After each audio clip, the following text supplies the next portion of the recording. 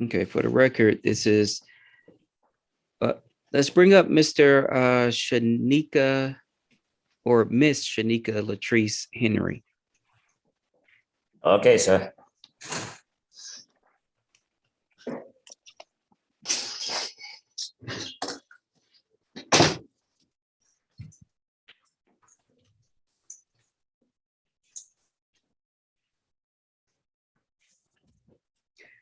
Okay, this is, for the record, this is going to be the case of State of Georgia versus Shanika Latrice Henry, charged in warrant number 2021 CW 54272 with committing the offense of murder.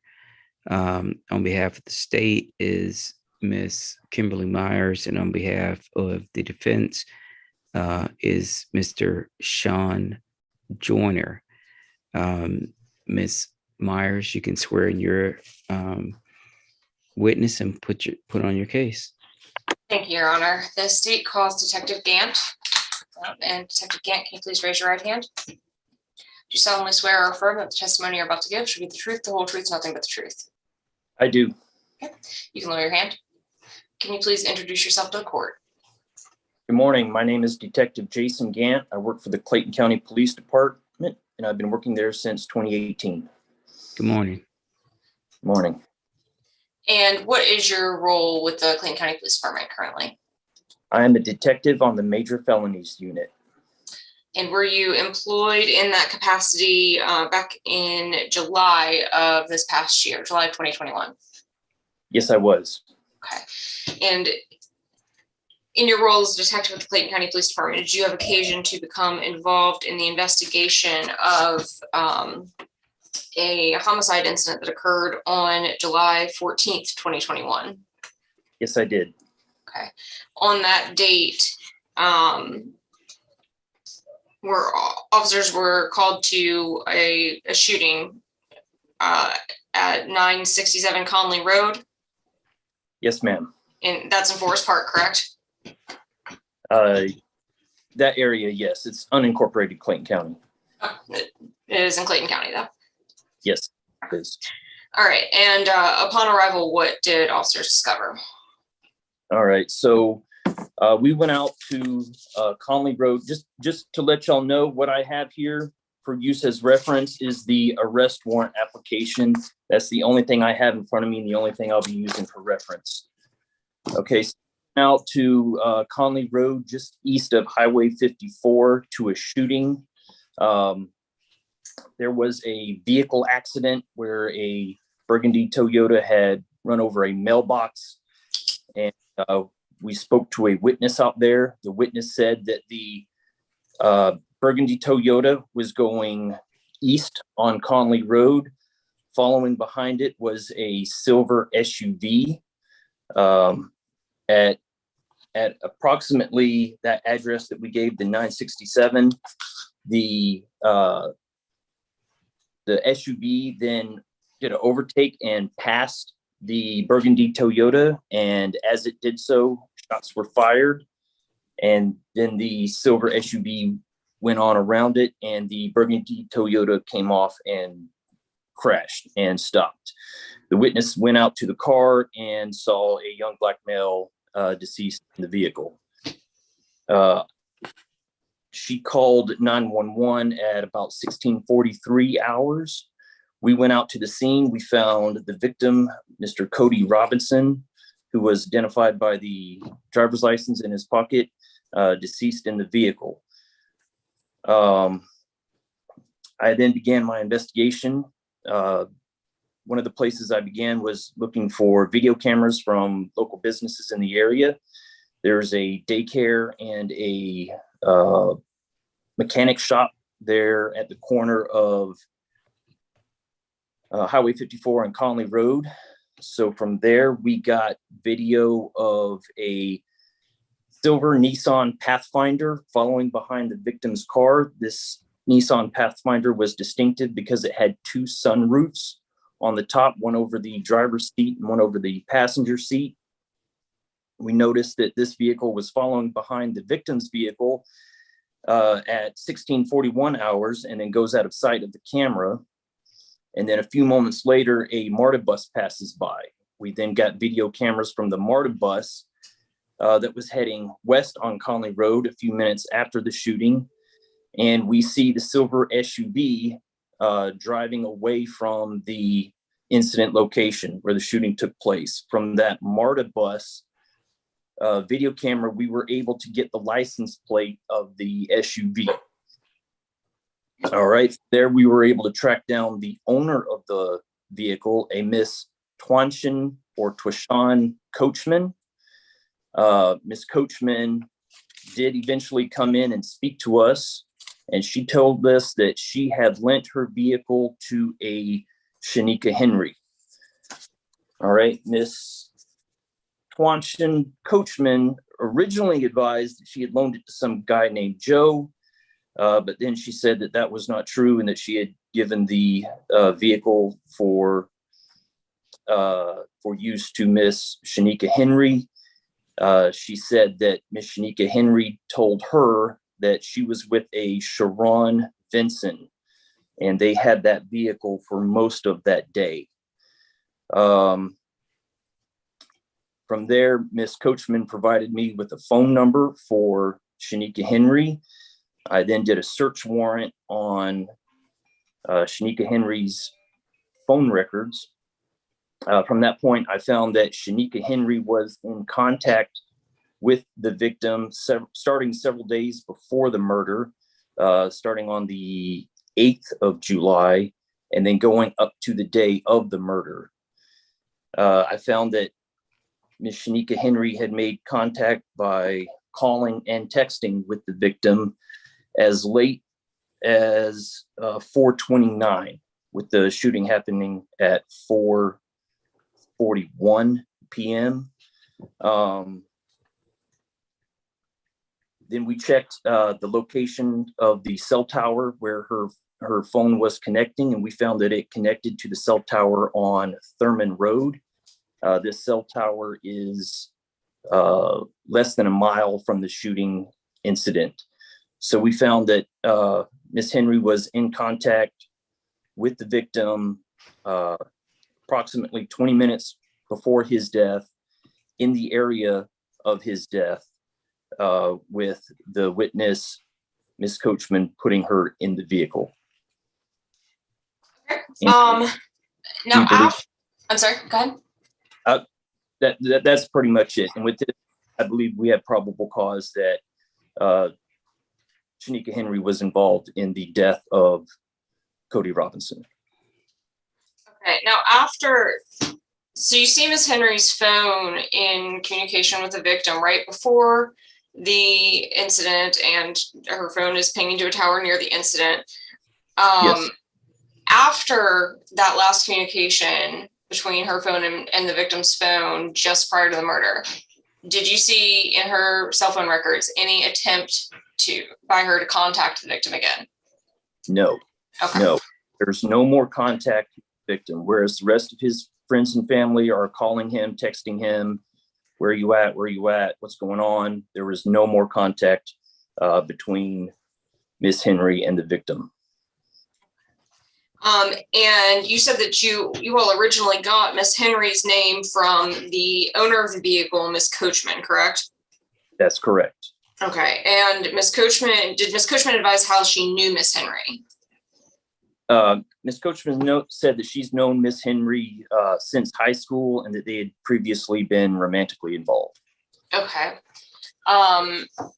And you made reference to Miss Coachman having previously said that she lent her vehicle to a guy named Joe, correct? Correct. So the same day before the murder, there was a snatch and grab robbery in Lake City. And during that snatch and grab robbery, that was about an hour, maybe a little bit more before the murder, that Nissan Pathfinder was identified by tag number as being in part of that snatch and grab robbery. And so when the first contact with Ms. Coachman was actually by the Lake City police, where she made contact with a detective there, and she brought her vehicle in to the Lake City Police Department and allowed them to conduct a search on it in relation to that robbery. And she said that, told me that Shanika Henry put her up to saying that she lent it to some guy named Joe, because I don't want to speculate. So Miss Coachman advised that Shanika Henry told her to tell the story about Joe.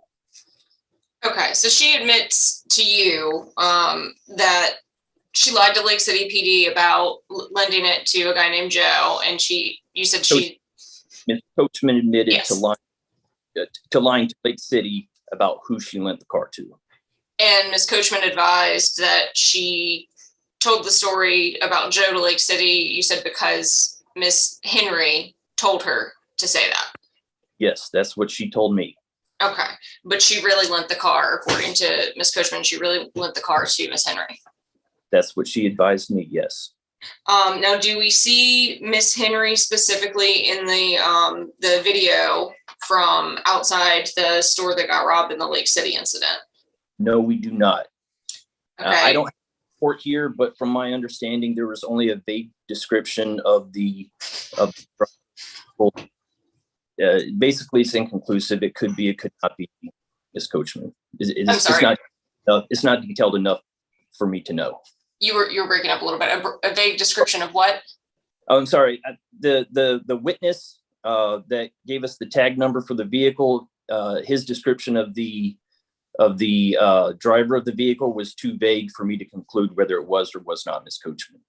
Okay. Was there a passenger in that vehicle visible in the video?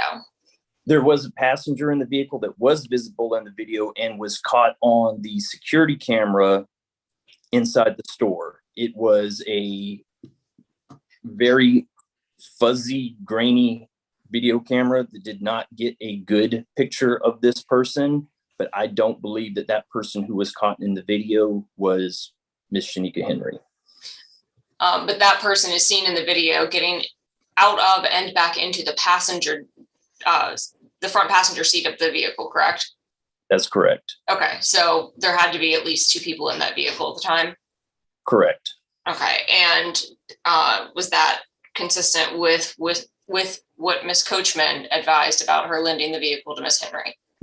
Yes. So she advised that she lent the vehicle to Miss Henry, and that Miss Henry told her that she and this other male, Sharon Vinson, was in the vehicle. Okay, thank you. And do you see Miss Henry present in court today? Yes. Can you please describe what she's wearing? It looks like a dark blue or green shirt with a white undershirt and a white face. Okay. Your Honor, the state would ask that the record reflect that the witness has identified the defendant.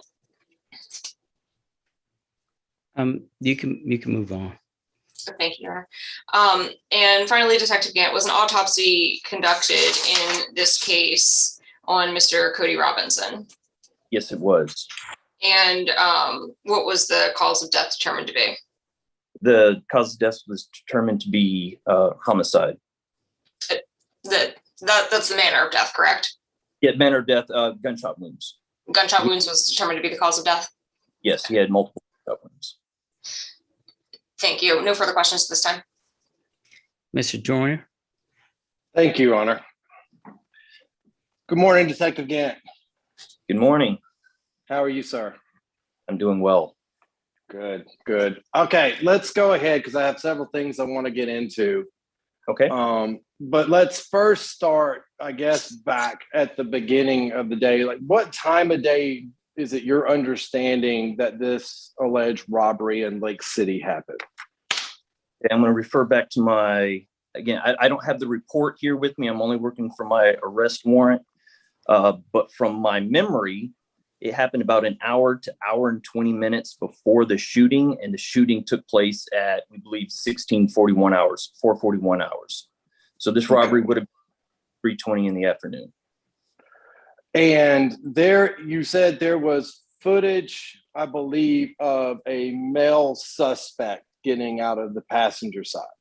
Correct. The footage is very poor quality, but it appears to be a black male getting out of the passenger vehicle. Are you able to tell what the black male was wearing?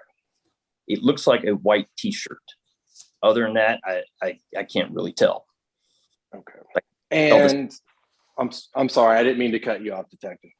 I was just saying I couldn't tell the style of pants he was wearing. It looked like a Okay. And is it under your theory in investigating this case, is this, are you considering that black male being the Sharon Benson that Ms. Coachman had told you about? I believe it is, but I don't have enough evidence to confirm that. And just to, I don't like jumping around, but just to make sure that we're on the same path, you were able to see footage from a MARTA bus of the Nissan Pathfinder, correct? That is correct. Was there and I believe if I remember correctly, because you and I have discussed this case, there was footage where you could look basically through the windshield of the Nissan Pathfinder, correct? Yeah, correct. You can see vaguely into the Nissan Pathfinder. The tint on the Pathfinder is pretty dark, so you can't see a whole lot, but you can see into the front seat a little bit, yes. And in the passenger seat, though, were you able to tell if there was someone sitting in the passenger seat with a white t-shirt on? Yes, it appears that way, yes. Okay. And it's your understanding that I believe it's a Detective Moore that was investigating this robbery, correct? Detective Moore is a Clayton County detective who's been working with me on this case. She's city detective. She's not the officer who is investigating the robbery. Okay. But Ms. Coachman had said that she had spoken to Lake City and lied to them as far as who she lent the car to and stuff like that, correct? That is correct. She did say that she lied to Lake City of who she lent the car to. And I don't see in the warrant where you advise that Lake City searched this vehicle or when they searched the vehicle. Do you know when that happened? I don't remember the specific date. And again, I don't have the Lake City report here with me. I'm just working from the arrest warrant. Well, then what day did you first come in contact with Ms. Coachman? Okay. It would be August 5th. Okay. And when you first got in touch with Ms. Coachman, she had taken off to Pennsylvania, according to her, correct? She said she did. But you don't believe she was? I'm not sure because her vehicle was still here. Okay. How did we know her vehicle was still here? Well, she told me her vehicle was still here. She told me her vehicle was in the shop at Nissan South in Morrow. Okay. And did you go look at the vehicle at the dealership when you found out it was there? Yes, we did. We conducted a search warrant of the vehicle there while it was at Nissan South. And what was the condition of the vehicle while it was there? It was in good. Well, we got it after it had already been worked on, so it was in good condition and quite clean. We were advised by the staff there that it was brought in for a problem from acceleration. Okay. And did you ask Miss Coachman at all? Oh, well, let me go back. We'll get there. Okay. Let's just try to keep it in order so I don't confuse everything. So you reached back out to Miss Coachman because she said, I believe she was coming back to Georgia on August 9th of 2020. Well, it says 2020 in the warrant, but 2021, correct? Yes, sir. And did she first meet with you on the day that she scheduled to meet with you? No, she did not. We weren't able to get her in until the 12th. So did she just no show, or did she call and cancel, or you don't Your Honor, know? at this point, I'm going to object to this line of questioning as to relevance. Mr. Joyner, I think Ms. Myers is, has a point. Can you? Well, Judge, I'm sorry, I didn't mean to cut you off, Judge. No, I was going to say, can you? Judge, this is, as I go through the other questions, Your Honor will see, this basically is pinning strictly on the veracity of Ms. Coachman, and I'm trying to get through the inaccuracies of her statements to the detective. The fact that she didn't show up, the fact that she has lied on more than one occasion. This is just going through Ms. Coachman's actions, because it's my position Ms. Coachman very well could have been the driver of this vehicle. So I think going through this gives Your Honor a complete picture of the events that have happened and the events that have happened since. So that's why I'm going through this with such detail.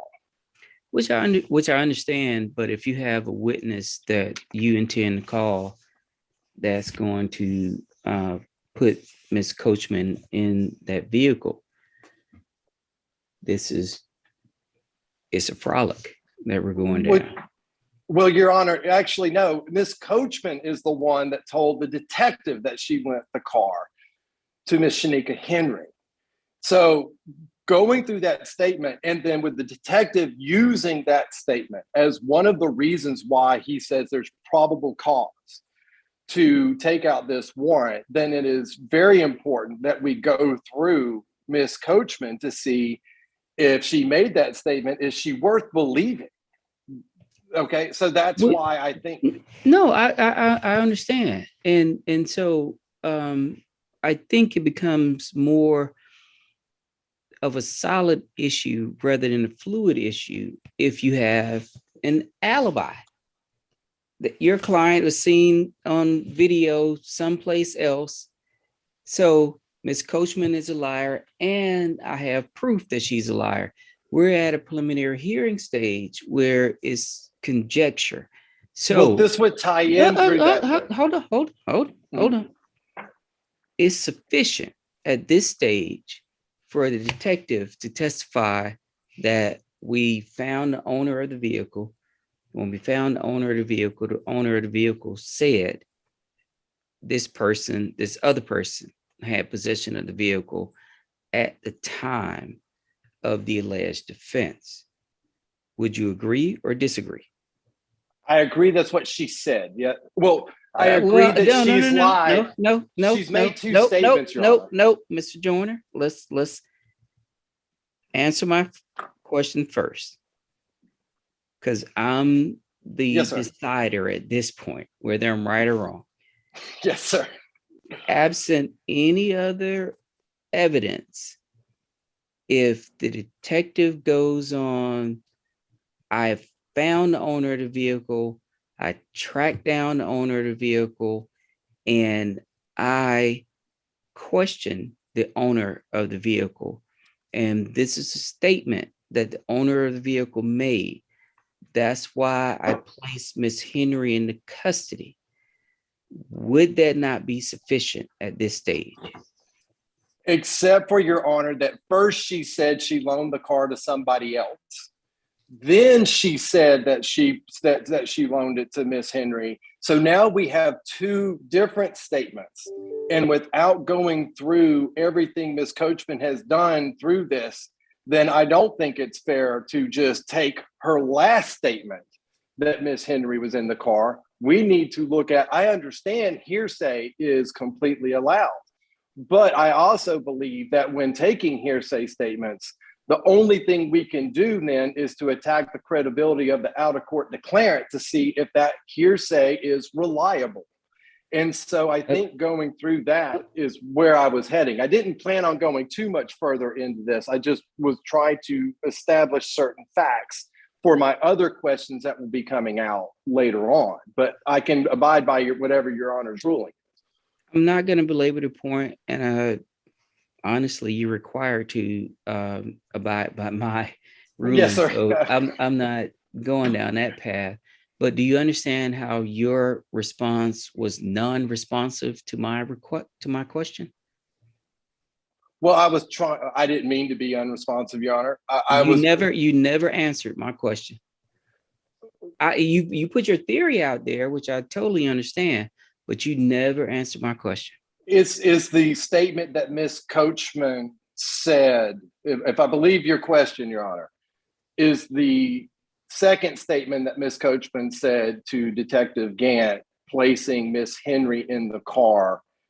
Is the question that I've said that should be sufficient to establish that fact? Is that Well, Mr. Joyner, that's why judges require lawyers to answer the question first before they get to their theory. Because I heard your theory and you totally forgot my question because you're going down your theory. Can we stick to the question Sure. of whether it is sufficient at a preliminary hearing for the detective to testify? We identified this vehicle as being involved in shooting. We spoke to the owner of the vehicle. Owner of the vehicle said that Miss Henry was in possession of the vehicle at the time of the shooting. Is that sufficient for probable cause at this stage? Judge, that's Answer the question before, because you're gonna forget it. I swear to God, no, Judge. You're gonna forget it. No, Judge, you're putting me in a position though where I'm supposed to admit some probable cause. As far as, are we saying, is it sufficient testimony to prove that fact for a probable cause standard? That's up to Your Honor. I would be arguing no. So, Mr. Joyner, every person that has went to trial and was found not guilty, the judge found that there was evidence sufficient for the case to go to trial. So it's not admitting guilt, it's understanding the reality that you're dealing with. I'm going to allow you to ask questions of Mr. Gant as long as they're not repetitive to yes, sir. help you establish whatever you need to establish to defend your client. Yes, sir. I'm not going to stop that. But what I'm not going to do is to have a trial Yes, at sir. this stage, because you have already asked questions and it came out on direct that challenges the credibility of the person that placed Miss Henry in this position.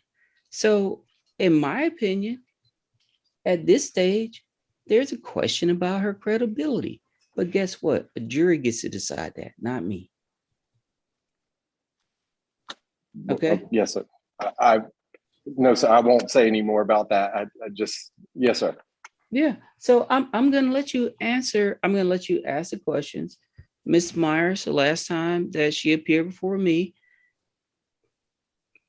I kind of jumped on her about objections, but right now I think her objection is really kind of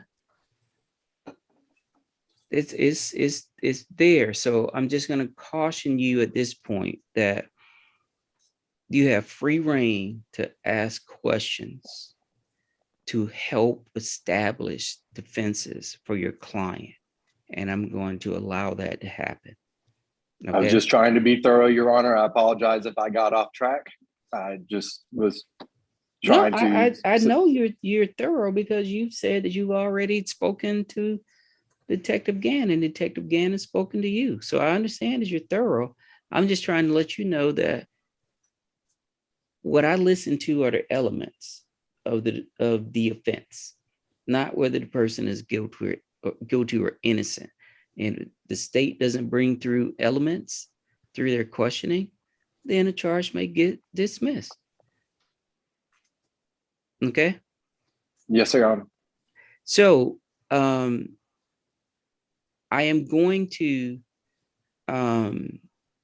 overrule Ms. Myers' objection with the adviso that I just gave you, that please just stick to the questions you need to ask as it relates to the information you need to get on a record about your client. Thank you, Your Honor. Okay. So Make after that long thing, I think you possibly need to re-ask the question for the detective. Judge, I will try to get back on track. I don't remember exactly where It I left. was related to whether the owner of the vehicle actually showed up to the hearing, to the meeting, or whether she called and canceled. I can move on quicker from that, Your Honor. With Your Honor knowing out now how Your Honor wishes for me to proceed, I think I can move quicker beyond that. Thank you. May I continue, Your Honor? Yes, sir. Mr. Gant, you still there? Detective? Yes. Okay. When Miss Coachman did show up, did you again search the vehicle? No, I don't believe I did. Okay. Not when she showed up again. We searched the vehicle at the when it was at the dealership, the Nissan South. Did you question her when the vehicle had been cleaned? I don't recall questioning her when the vehicle had been cleaned. I know it had been cleaned before we got to it, but I don't know if she did that herself or if it was done at the dealership. But we didn't find any physical evidence in it when we conducted our search. In correlation, because I know that it's my understanding that you believe that the people who were at the robbery in Lake City are responsible for this shooting, correct? I think that's very likely.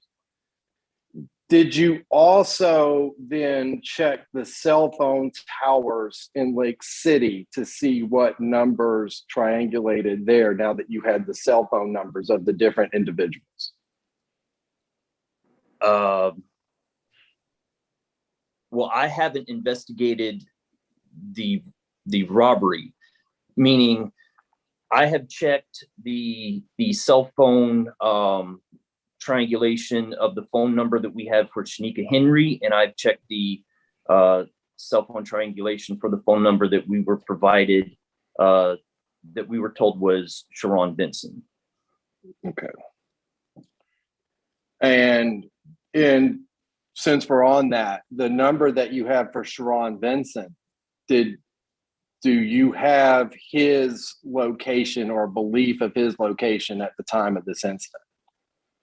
Not specifically. So Sharon Benson, his phone number, he didn't use the calling feature, which would ping off a cell phone tower very often. He mostly used, I guess, apps to communicate that don't give me a cell phone tower that he pings off of. And basically it came back inconclusive. From the pings that we do have, he's close enough to where he could have traveled within that time frame. From you got ping A at this location and ping B at this location with this much time in between. There's enough time for him to have been in that area, but I don't have anything nearly as conclusive as pinging Miss Shanika Henry in the area very close to the time of the murder, very close to the place of the murder. So since we're dealing with locations, I'm going to go ahead and go down that path real quick, if you don't mind. No. Now, it's my understanding as far as the incident of the shooting, we have three really prominent addresses. The shooting location, I believe, is 967 Conley Road. That's correct? Yes, sir. And this is the street as vehicles are moving, right? Not the rest. Understood. And you had checked, there was a cell phone tower, I believe, at 3991 Thurmond Road, correct? That is correct. And investigating and getting the number for Miss Shanika Henry, you had found that the address it was billed to, and you're understanding her residence, is 5084 Somerview Lane. Is that correct? Yes. Yes, sir. All right. Now, this is where I want to make sure we're on the same page. So if I get off track or if I get confusing, please stop me. Okay. Yes, sir. Now, the Thurmond Road cell tower is roughly, I show it to be about 0.65 miles from 967 Conley Road. Would that be about correct? I'm not asking you for sure, Yeah. but is that roughly? That's correct. Yes. Okay. Now, 5084 Somerview Lane is also roughly 2.5 miles from the incident of the shooting, correct? Yes, sir. And if Miss Shanika Henry was actually sitting in her home, she would ping that tower, correct? Not necessarily. I found from the phone records that there's actually 2 cell phone towers that are closer to her residence than the Thurmond Road cell tower. Okay. Which ones are those? I don't believe I have the addresses here with me. Let me check my notes and make sure. No, I don't have the addresses here with me, but they are in the cell phone records and they are in my full case report.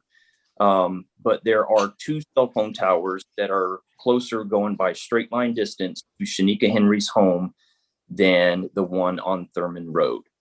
But you don't have any knowledge of how that works as far as which one it might ping or anything like that, correct? Well, from what I've been explained by other detectives, again, I'm not an expert to my knowledge. They're not experts. From what I've been explained is a cell phone will connect to the closest tower to it. Unless that tower's full, then it'll move to the next closest and so on until it connects to a tower. So then it is possible then that she could have been sitting at home and pinging that tower. It is possible, but then her cell phone would have had to bypass 2 closer towers to get to the Thurmond Road tower. Okay. And did you also triangulate Miss Coachman's cell phone during this time frame? I have not. Okay.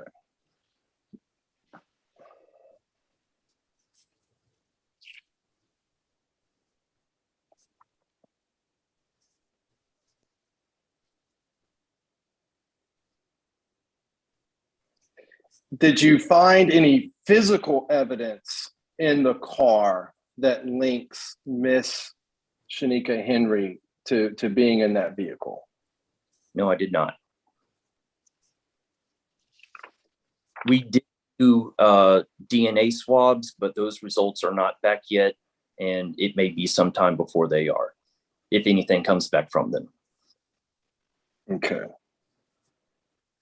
And is your sole information or the sole statement that you're working on that puts Miss Henry in the vehicle is the statement by Miss Coachman, the owner of the vehicle, that she had loaned it to Miss Henry? Yes.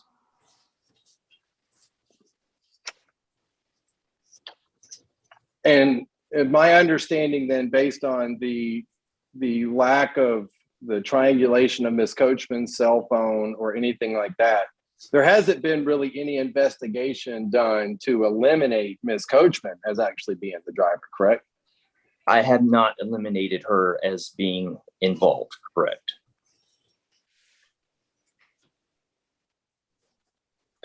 And did you investigate either through family or anything like that, the relationship between Miss Henry and the deceased Mr. Robinson? Yes, I have. And can you tell me what the nature of those relationship was? So I spoke with the former fiance, who was current fiance, but no more, of Cody Robinson. She advised that Cody had business with Miss Henry. She doesn't know what kind of business. She didn't know that Cody was still in contact. From my understanding, all these people involved knew each other in high school when they were younger, and then spent some time apart for whatever reason, and then have recently come back into each other's lives, from my understanding of speaking to witnesses. And so I spoke with Miss Malcolm, India Malcolm, about Cody and how he knows Shanika. And from my understanding, they knew each other in high school, and she didn't know that Miss Henry and Cody had any sort of connection up until this last 4th of July, where she says that she was in the car with Cody when he met with Miss Shanika Henry at a gas station, and that they had some sort of business that they did, she doesn't know what, and that the two of them had been texting each other in the days leading up to his murder, which is what we find to be the case from the cell phone records. Well, you've also, sorry, go ahead. Didn't mean to. The full nature of their relationship, I don't really know, because Miss Malcolm wasn't able to tell me. Now, you also had a discussion though with Miss Henry's mother, correct? That is correct. Did she explain the nature of the relationship between Cody Robinson and Miss Henry? I don't recall. Do you remember them talking that they all went to high school and said they were childhood friends? Oh, yes, that sounds correct. Okay. Based on, did you also search Cody Robinson's phone? Yes. Did you see any evidence based on communications between Miss Henry and Mr. Robinson that there was any animosity or any ill will between the two? No, I did not. I did not find any animosity or ill will, or basically any motive for anyone to have killed Cody Robinson. Have you tried to find and get in touch with the Sharon Vincent, who you believe was involved? I have not attempted to contact him, no. Is it your working theory that Sharon Vincent is indeed the person who shot Cody Robinson? I believe he is the trigger puller, yes. So you've eliminated Miss Henry as far as being the one who's pulled the trigger, correct? I haven't eliminated her. In my opinion, I don't think she pulled the trigger, but I believe that she was driving the car. Well, I just noticed in your warrant that it said that that you had alleged that she was driving the vehicle, or that either by shooting him or driving the vehicle. So, correct. I mean, I have not eliminated her as being the shooter, but I don't think she is, because of the person who got into the passenger vehicle at the robbery is not believed to be her. Doesn't look like her in the video. So I don't believe that she would have shot over this person into another car. Something that doesn't make sense. It would make sense that the person in the passenger car was doing the shooting as the driver came up behind him, passed the car purposely to put them in position to do the shooting, and then kept going. and I just want to go back and just be clear, though, when you brought up the robbery, the description of the person who was driving it, you didn't eliminate could actually be Miss Coachman, correct? I have not eliminated it being Miss Coachman. No, the description's far too vague for me to say really anything other than it's an African-American person.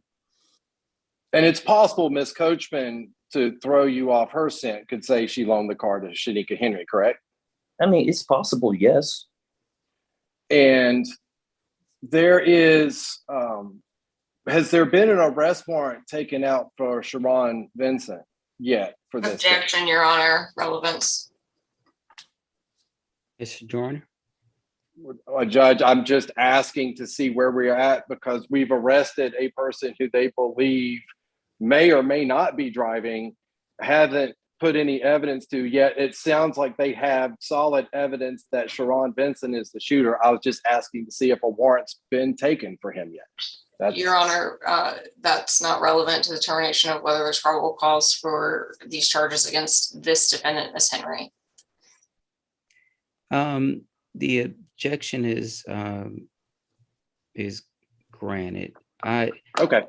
I can, from the testimony of what I heard today, I can surmise that Ms. Henry is the only person that's been arrested so far as it relates to this incident. I'll move on, Your Honor.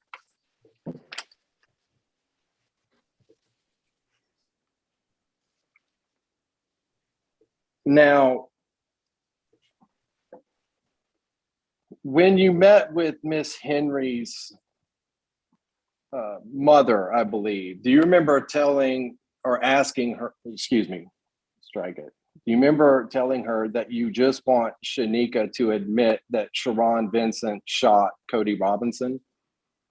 I would love for that to happen. So it's your belief then that Miss Henry at least knows or talked to Sharon Vincent, correct? Yes, I do believe that.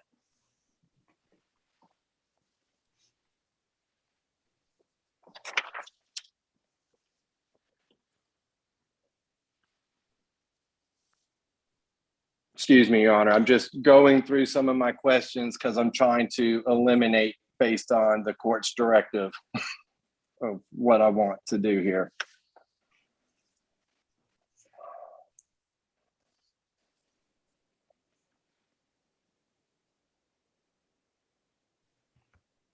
Did we ever conduct a search warrant for the location of 5084 Somerview Lane?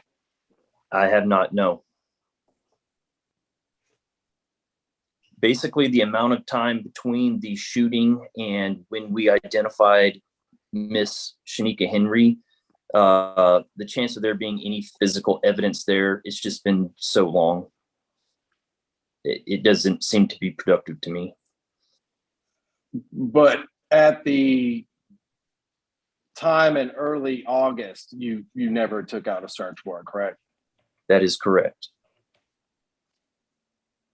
At the time in early August, it had already been almost a month. Right.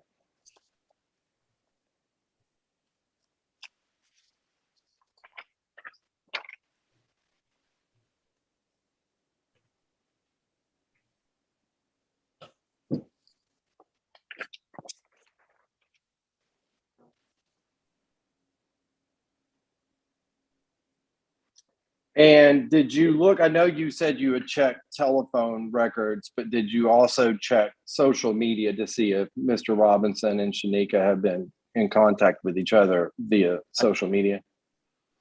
Yes, sir. I put in a search warrant for Shanika Henry's social media, going by the name of Big Cannon that Ms. Coachman provided. And while I found from Cody Robinson's phone that he had been speaking to a Big Cannon, the search warrant did not come back from Facebook. Basically, they said that the name Big Cannon or the account for Big Cannon didn't exist. And so I didn't get any information back from that search warrant. Now, during your investigation, you would also receive information, and I was a part of that somebody could have came by the house to pick up this car earlier in the morning of the incident, correct? Well, so during our conversation, you told me to check for the Lyft or Uber records to see who had been dropped off at that location. I did a search warrant for the Lyft records of who was dropped off at that house. I did find that there was a person dropped off at that house, as you advised to check for. The name on that account came back to, I believe it was called Jareel Calendar. And this Jareel calendar has a phone number and a Gmail account, but I cannot find any information on this Jareel calendar other than that. I can't identify that that's a real identity. But you did verify that someone was dropped off at that house, 5084, correct?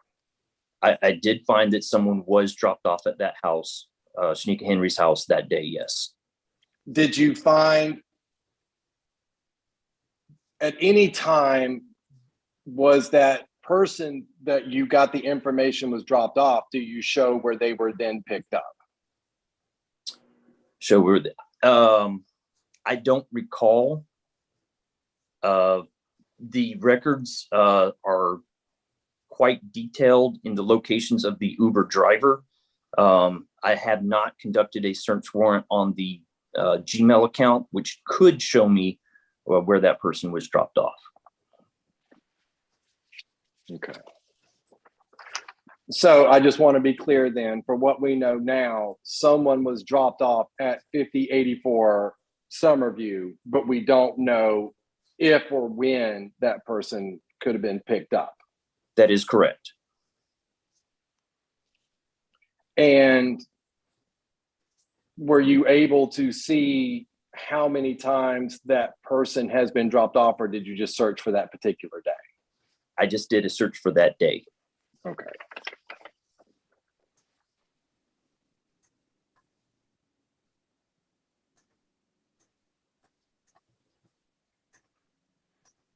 You said that you had a working phone number that you believe for Sharon Vincent. Am I correct about that? Yes, I have a phone number that I was told is Sharon Vincent's phone number. And did you see any connection to Cody Robinson's phone as far as that's concerned? No, I did. From my memory, I did not see any connection between Sharon Vincent's phone, the phone number we believe to be Sharon Vincent's, and Cody's phone. However, I did notice that every time Miss Shanika Henry contacts Cody Robinson, that she contacted the phone number we believe to be Sharon Vincent's, either just before or just after it. When was that? That would be from the 8th through the 14th. And then she continues to contact the phone number we believe to be Sharon Vincent's for some time after. Now let's verify something. She's contacting Sharon, or Sharon could be contacting her. Like, are you just saying there is contact, or from my memory, it goes both ways. Okay. When you say that, like, I just want to verify. Like, I mean, I have the phone records here in front of me, but from my memory of when I reviewed the phone records, every time Miss Shanika Henry's phone number contacts Cody Robinson's, either just before it or just after it, she contacts Sharon Vincent. Okay. So even on the day of the shooting, that she would contact Cody Robinson and then contact Sharon Vincent. Even on the day of the shooting, she would contact Cody Robinson and Sharon Vincent. Yes. Okay.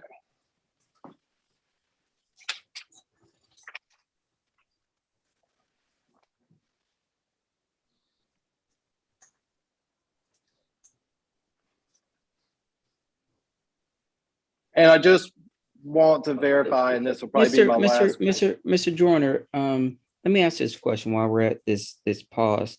How much longer do you anticipate this cross-examination going? Judge, about 1 to 2 questions at the most.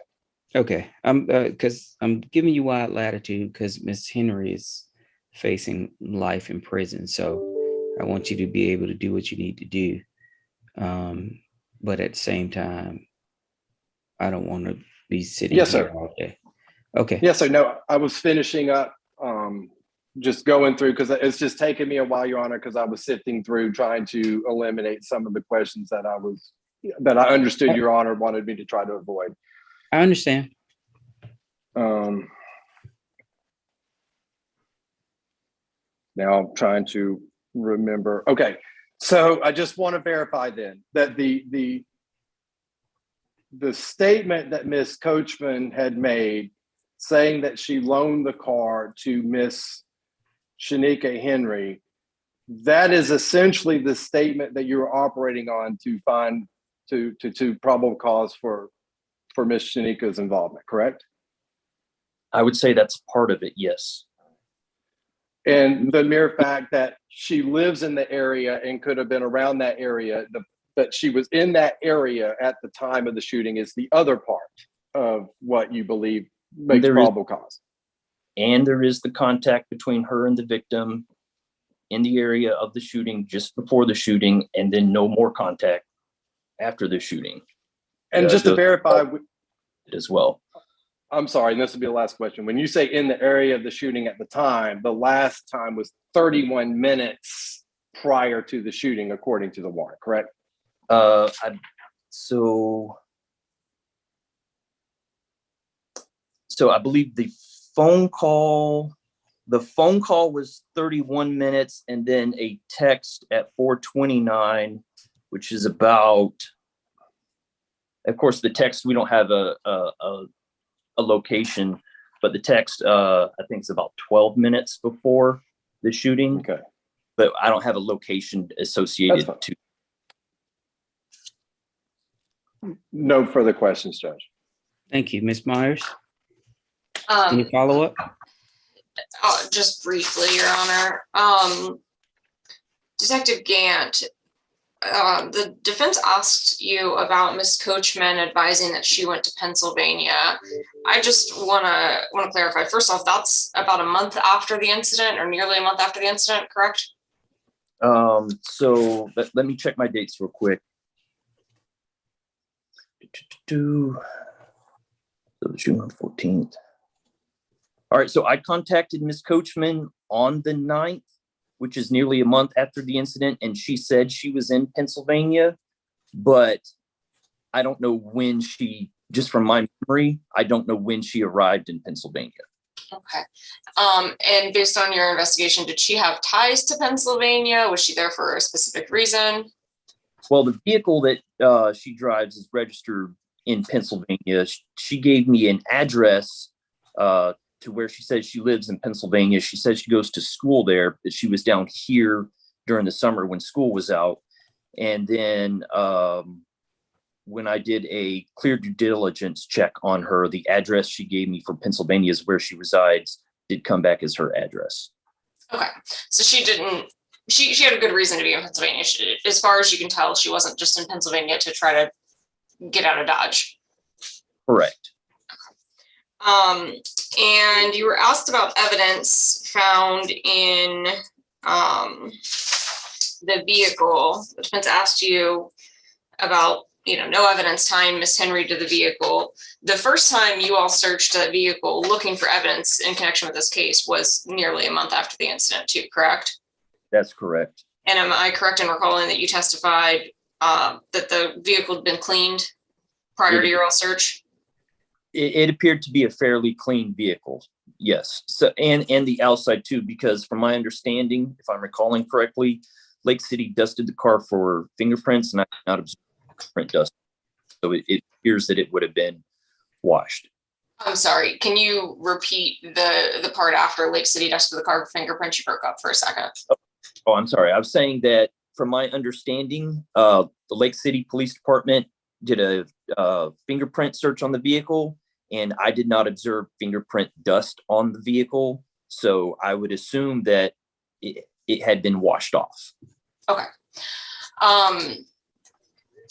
Now, there were questions about the cell tower that Miss Henry's phone pinged on near the incident, and that also being close to her home. Are you familiar with the way cell towers work and the different azimuths of them? Judge, I believe that's been asked and answered. We've gone through that. Well, you brought it up, Mr. Joyner, on cross. I think it's fair for Ms. Myers to address that issue. Thank you, Your Honor. All right. So I have no formal training in how the cell phone towers work. From my understanding, the way it was told to me by other detectives while I was training in to be a detective, is that a cell phone will connect to the closest straight line distance. If that tower is basically full, then it will move to the next closest tower. Are you familiar with cell towers having 3 different sectors on each tower? I'm not familiar with that, no. Okay, I'll move along. Now,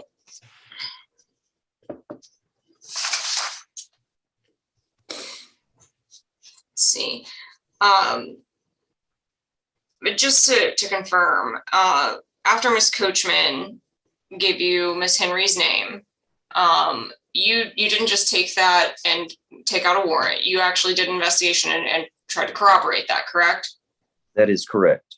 Okay, and the cell records, as you mentioned, corroborated that. They showed her in contact with the victim. That is correct. And near the incident location at the incident time, correct? That is.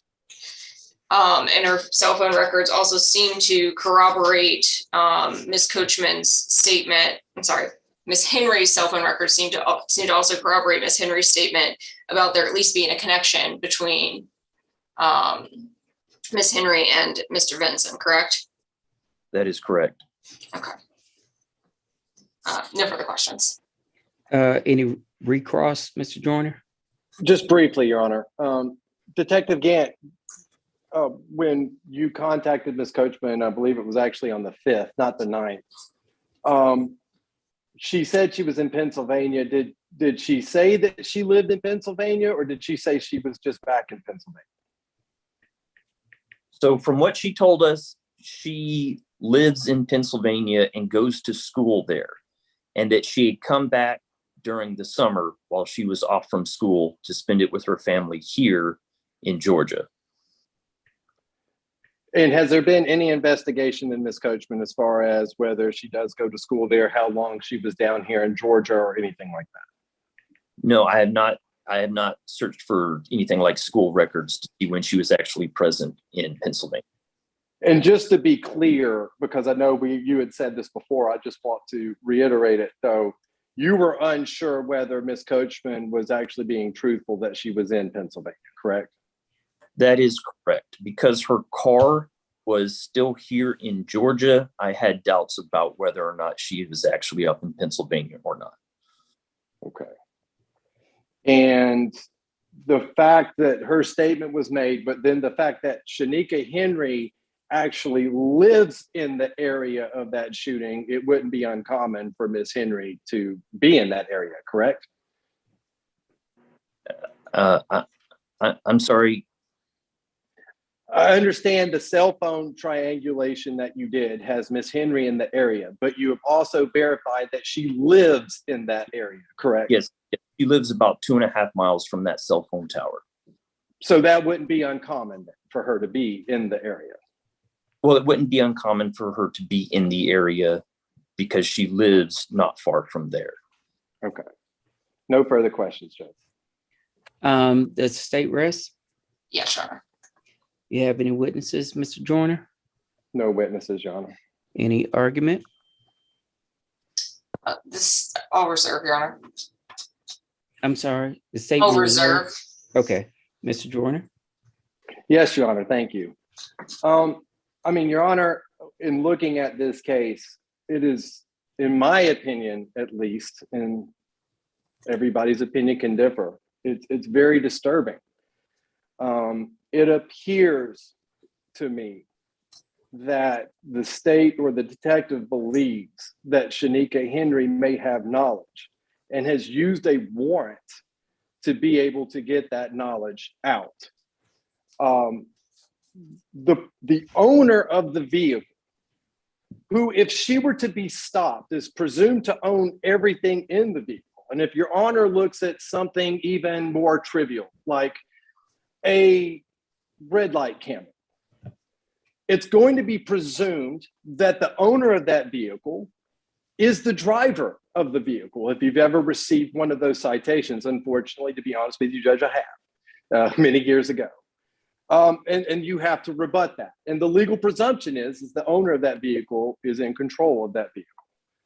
And Miss Coachman has not been eliminated as possibly being the driver. In fact, if you heard the detective's testimony, he said the description of the driver said could be Miss Coachman, that she wasn't eliminated. And they haven't even checked her cell phone records to see if it could be her. All they've done is taken a statement of a person who could be guilty of a crime and say, I gave this car to Shanika Henry, and then paired that with cell phone triangulations that shows she was in the area, not only of the shooting incident, but where she lives. Okay, she lives 2.5 miles from the shooting incident.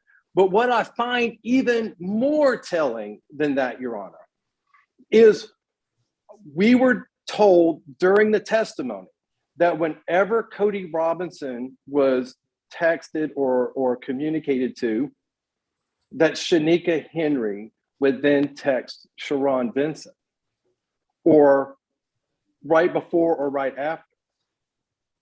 Why would she do that if she was in the car with Sharon Vincent? If the belief is that Sharon Vincent is the one that shot, why would Miss Henry need to text Sharon Vincent while she's driving him in the car? That doesn't make any sense. So we don't really have evidence. We may have a working theory, but we have the statement from, and if you excuse me, Your Honor, may I take just a brief sip of water because my mouth is. Yes, sir. Go ahead. We have a statement from the owner of the vehicle who the officer believe has lied on more than one occasion, that when he did try to reach out to her, believes it's possible she was lying to him as far as where she was at the time of the call. And after all her lies, now we're supposed to believe that she loaned the car with no other evidence tying Miss Henry to the vehicle whatsoever. No description of Miss Henry at the scene of the robbery in Lake City. There's no description of Miss Henry as far as anybody that was driving the vehicle, as far as the video of that was passed through by the MARTA bus. It is the statement of a liar that is admitted to lie, and cell phone records of Miss Henry being in the location where she lives. And that is why we are here today. There's no other evidence to that. And everything else, basically, just she's legally allowed to be in that location. In fact, if we were to check cell phone records of a number of people, they would all be in the location. The witness that saw this is in that location. So that means nothing as far as part of whether Shanika Henry had a part in this. I think that this is a case, Your Honor, that there's just not enough to move forward. It is not fair to Miss Henry to have to put forward this with zero evidence putting her behind the wheel of the car, except for a known liar who owned the vehicle and presumed to be driving it and has not been eliminated. In fact, no investigation at all.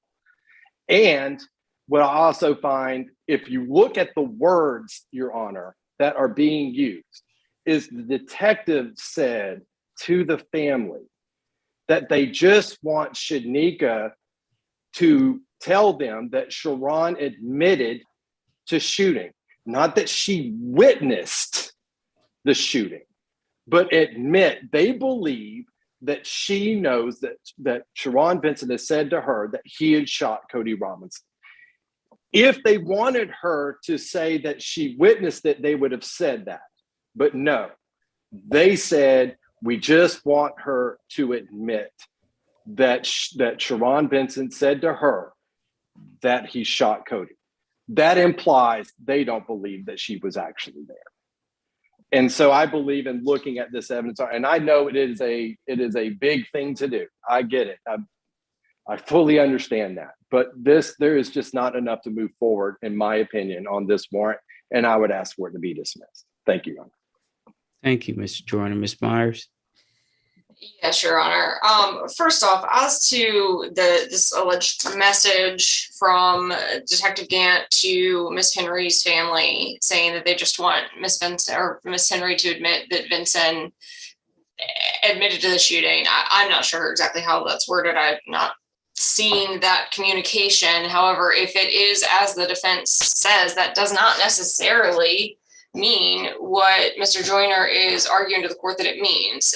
As the court is well aware, officers are entitled to use various tactics to try to get people to talk.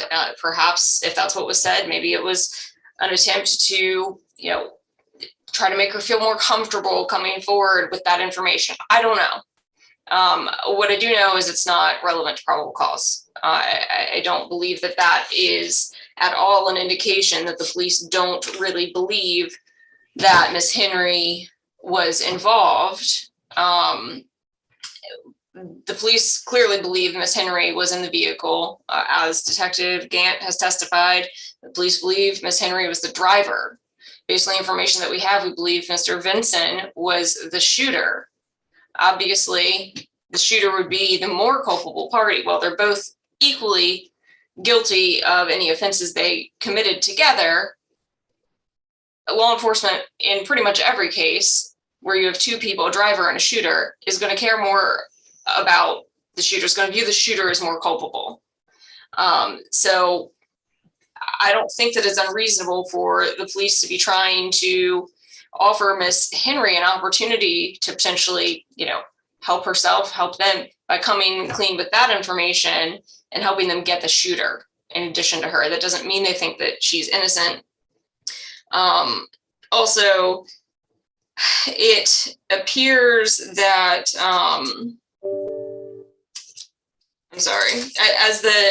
as came out in cross-examination by Mr. Joyner, the defense has clearly been in communication with the police and actually asking Detective Gant to investigate certain things.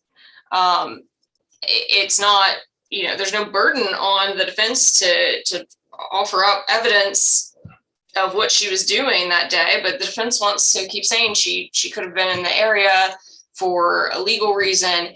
If that were the case, why isn't the defense coming to the detectives and, pointing them in the direction of something to that end?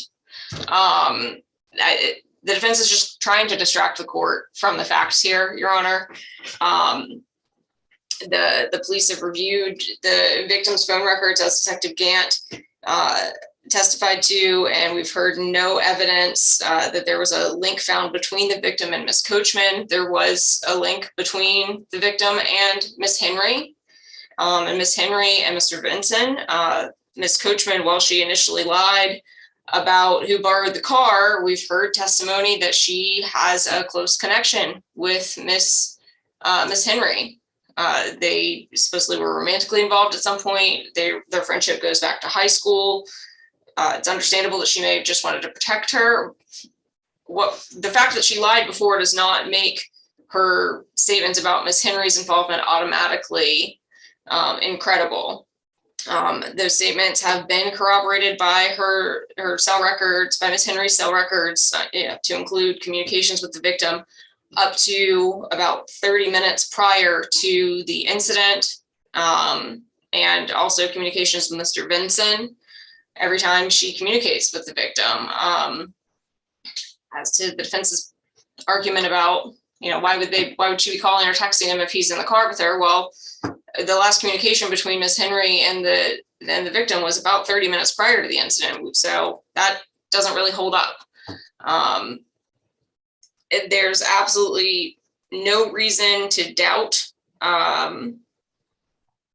that Miss Henry is involved at this point. And the standard here is, of course, probable cause, not beyond a reasonable doubt. And Your Honor, based on the statements of Ms. Coachman and the corroboration from the cell records, the state would ask Your Honor to find that there is probable cause to support these charges and to bind them over to Superior Court. Okay, thank you to both sides. I've listened to the evidence, and I'm going to find that there is sufficient evidence to bind this case over to Superior Court for trial on the allegation of murder.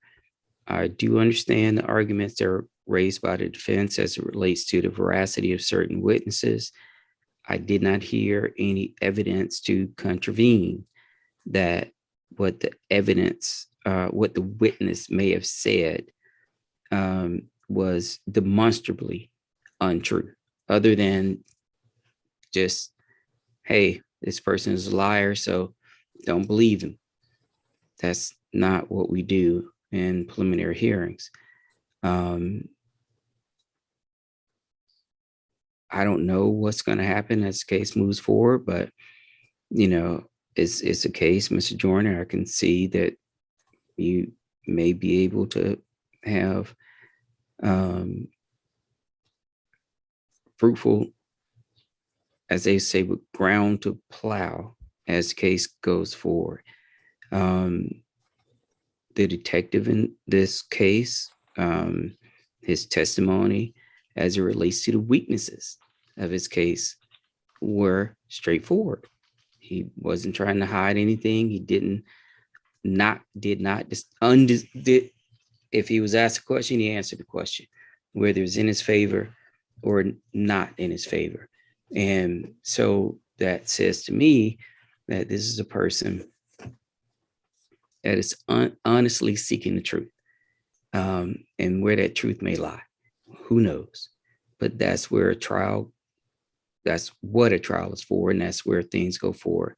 So I wish both sides good luck as with their cases as they move forward. But this case is going to be bound over to the Superior Court. Are there any questions? No, Your Honor, thank you. And as a side note, Mr. Joyner, I mean, this is not a case that I would be sitting in for bond, but the arguments that you raised, they may, raise an inference for bond for your client, but that's going to be for the judge in Superior Court to decide. Yes, Your Honor. All right, so all sides are free to go. Ms. Henry can be returned back to her cell. And by my count, that ends the day. I think it does, Judge. I've seen the emails coming across. I'm going to start addressing those.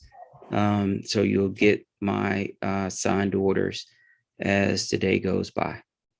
All right, thank you, Judge. Oh, and as a side note, for whatever reason, my phone number was listed for warrants for officers. So when you heard my cell phone going off, there was officers trying to get warrants. So we'll figure that out. Thank you, everyone. And remember the caution I gave you about Wednesday. And just be prepared that it may be We're still on live too.